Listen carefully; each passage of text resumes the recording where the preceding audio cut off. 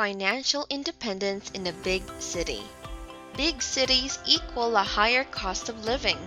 If you're living in a big city, you might relate to this one. Usually, big cities have the highest cost of everything, so it's typically harder to save when the cost of living is so high. But what if I told you that you could still be financially independent even if you're living in a big city? This isn't a video where I tell you some things that could get you rich instantly, but I'll offer you practical tips and strategies instead. If you don't live in a big city, that's okay, because these tips could work for those in big and small cities. Saving half of your income is the goal here. That's the quickest way for you to become financially independent. You might be thinking, save half? That's crazy! You might even think that it's impossible. Well, don't, because it's possible. And with these tips, you'll be on your way to financial independence in no time. Welcome to Savvy, where we have lots of practical wisdom to share. Hey, don't forget to hit the like button below, subscribe, and hit the notification bell for more advice here on Savvy. Today, I'll share how you can become financially independent in a big city. First, invest. I invest automatically.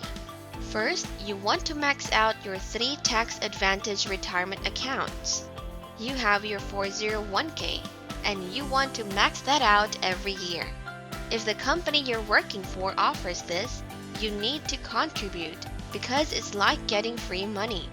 Another is your Roth IRA, which I use M1 Finance to invest in.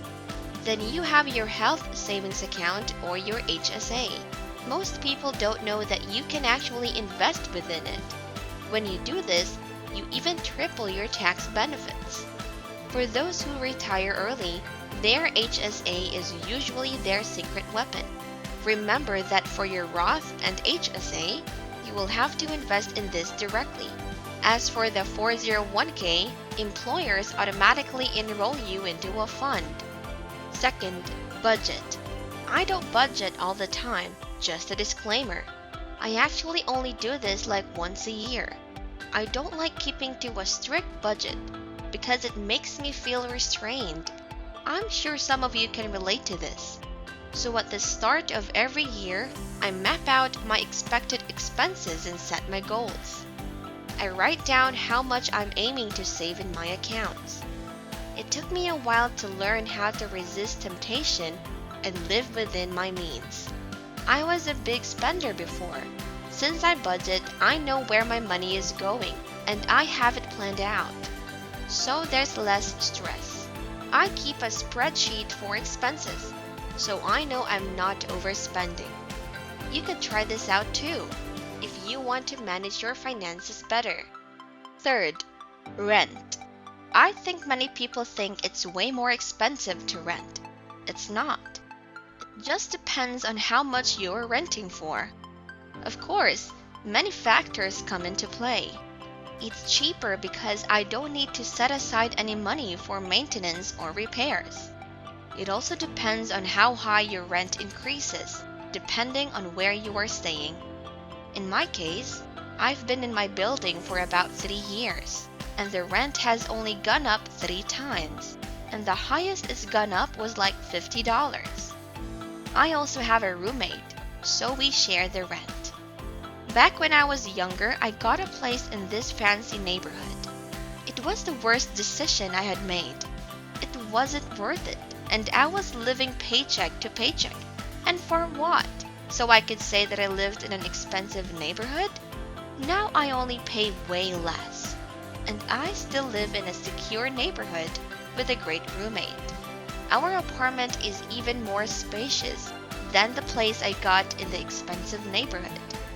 There are also many restaurants and cafes near us, and mostly everything is within walking distance, so that's a plus. Fourth, use public transportation. I don't have a car. I usually take the train or the bus. If you have a bike, you could do that depending on how far your workplace is. Sometimes my friend picks me up, and I pitch in for gas sometimes. This helps me save a lot. Aside from not needing to pay for a lease, I'm not paying for gas either. Fifth, don't pay the full price. I don't assume that the price on the tag is the final price. Always find the best price as much as possible. You could also try asking for a discount, or if they have any promos to offer. Coupons are great too when you are shopping. There are clothing stores that offer a discount in exchange for your email. Always take advantage of discounts. If and when I pay the full price, I ensure that it's the best of the best. Do you like to take advantage of discounts? What was the most recent purchase you got a good discount on? Please share it with us in the comments below. Sixth, credit card rewards. I absolutely love traveling, and I wouldn't give it up for the world. I look forward to it and always plan a trip once a year. Planning for it is exciting, even if I'm on a budget. I signed up for a couple of credit cards to get rewards. I don't have any credit card debt though, and I'm always committed to paying off any balances. If you have enough discipline and commitment, then using your credit card shouldn't be a worry. Seventh, have fun on a budget. Who said you had to spend hundreds or thousands to have fun? What I like to do for fun is watch Netflix, work out, read, and walk in the park. My friends and I also have picnics sometimes, where we bring snacks and drinks and hang out together. I usually plan my weekends so that I don't get bored. Sometimes I go out of town, but these trips are designed thoroughly. Eighth, side hustle. Getting a side hustle is good if you want additional income. There are lots of part-time jobs you will find on the internet. A lot of these jobs are remote, so you could easily get work done from home. It doesn't need to be a high-paying job either. When I started a side hustle, I used this to invest. Ninth, have goals. This is essential. My goal is to reach my financial independence number. If you want to know more, I made a video about that, so feel free to check that out. Once I reach my FI number, work will be optional, and I could already retire and have more time to myself. You must set your goals, so you know what you're working towards and why you want it. 10th, financial technology. This is one thing you can use to track and automate your savings. M1 Finance, which I mentioned earlier, is something I use for my Roth IRA because it's effortless. I also use Personal Capital to track my net worth to see how I progress. These are the tips for you to get rich while living in a big city.